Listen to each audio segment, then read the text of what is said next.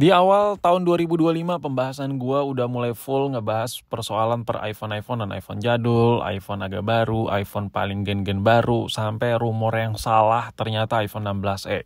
Tapi kayaknya udah boring banget lah, apalagi kalau gua dipaksa buat ngebahas iPhone versi lawas, super duper lawas yang satu ini kayak iPhone 7, iPhone 8, even sampai iPhone 6s sekalipun masih banyak yang request gitu. Gua heran gitu, tapi ya sudah lah, videonya gua rasa sudah cukup banyak.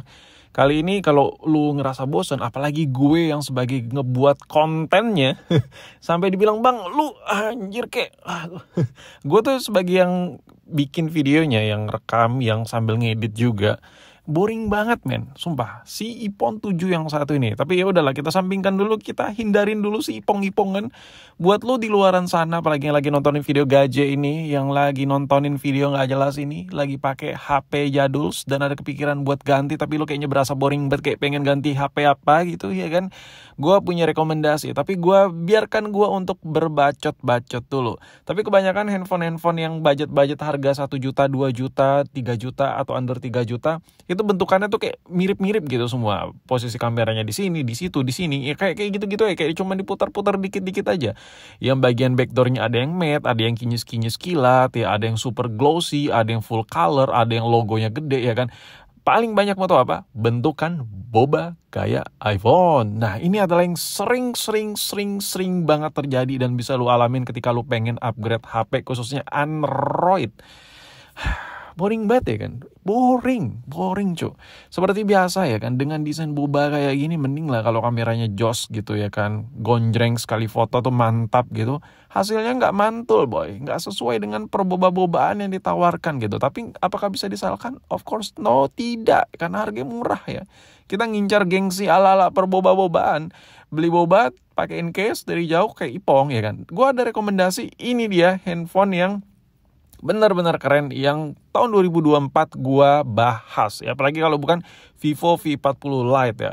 Yang pertama, handphone ini udah 5G untuk jangka panjang ya, otomatis lu nggak perlu ganti-ganti lagi. Kalau lu buat pakai setahun 2 tahun nggak pengen ganti, dan apalagi lu tinggal di ibu kota besar, menurut gua oke lah. Dan handphone ini performanya buat daily cukup di 500 ribuan antutunya. Baterainya di 5500, jauh dari 5000 mAh. Jadi ini baterainya awet. Dan gue udah pernah pakai HP ini selama 3 bulan. Apa yang gue rasain? Lumayan enak buat harian. Tapi yang gue notice ternotis di antara yang lain gue saat gue pakai handphone ini adalah desainnya. Ini sangat bagaikan langit dan bumi dengan desain Android pada umumnya yang mencoba memaksakan perboba-bobaan cuy. Menurut gua kayak kurang aja gitu. Lu beli handphone murah dipaksa boba tapi kameranya gitu. Tapi sah-sah aja sih, sah-sah aja. Kadang orang tuh beli handphone karena gengsi juga, dan gak salah juga ya kan, ada marketnya juga di situ ya kan.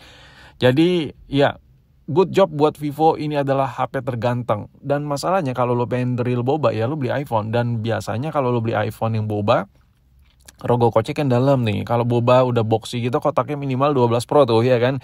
Ya jual motor dulu lah ya kan. Ya demi gengsi gitu. Nggak apa-apa naik angkot tapi dapat boba gitu. Bisa nongkrong di mall, di cafe, dikira bocah tajir. Anjay. Nggak, canda gue bercanda aja serius.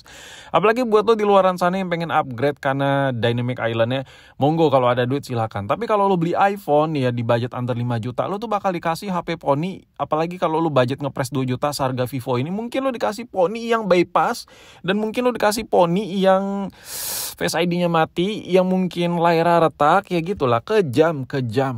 Makanya gua tidak merekomendasiin lu 2 juta beli HP, mau budget 2 jutaan beli iPhone, karena itu nggak klimaks hasilnya, nggak klimaks. Apalagi lu budget 2 jutaan, lu maksa beli iPhone yang poni-poni, lu bakal dikasih yang tersuek-sueknya lah. Saran gue mendingan lu beli HP yang tahunnya lumayan baru ya, bocah kemarin sore lah nih handphone ya kan, dengan desain new sekali, fresh sekali, even sampai tahun 2025 ini masih fresh bagi gue ya kan. Ada ring light aura like ya. Ini kalau dibandingkan dengan iPhone memang nggak ngotak emang gue ngebandinginnya sama iPhone si Puki satu ini ya. Tapi yang jelas kalau lu bandingin sama iPhone, jelas iPhone menang. Iya, karena beda harga boy, beda harga. Apalagi lu bandingin sama iPhone X, bla bla bla. Cuman inovasi iPhone kalah. Di sini kok buat masalah fitur kameranya, Sampai gue bandingkan dengan Android lain, Vivo yang satu ini punya ciri khas sendiri. Gue selama pengalaman gue 3 bulan pakai Vivo V40 Lite, lu mau tau nggak pengalaman apa yang the best experience kamera apa yang gue rasain? Mau tau? Setiap gue jepret itu hasilnya kayak vintage gitu dari hasil flashnya. Gue suka banget.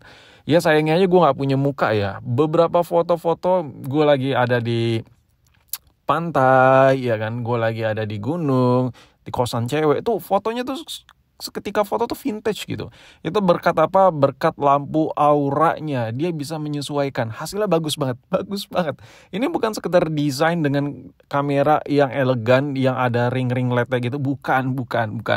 Oh ya, buat spek detail ada di deskripsi gue taruh ya, performanya seperti apa, sekencang apa, buat harian kira-kira kayak gimana, udah gue tulis semua di deskripsi detail untuk perhitungan pemakaian harian. Dan yang lebih klimaksnya, handphone ini dapat chargeran 80 watt boy, 80 watt ya, anjay.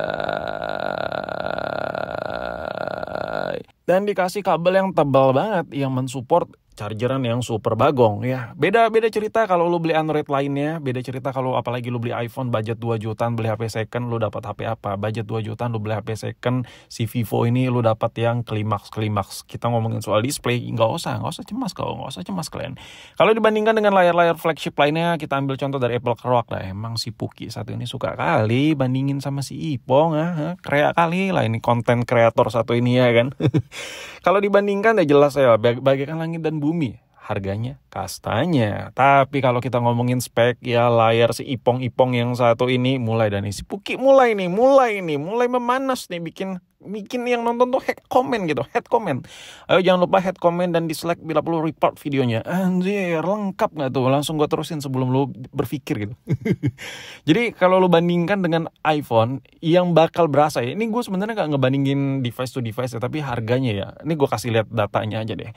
Lu budget hampir 5 juta beli sebuah iPhone SE Gen 3 misalnya, lu tuh dikasih layar yang ukuran 4,7 inci ya, masih IPS panel, PPI-nya masih 326, dan apalagi screen to body ratio-nya zaman dinosaurus. Sedangkan lu beli Vivo V40 Lite budget 2 jutaan second, lu dikasih yang mantep.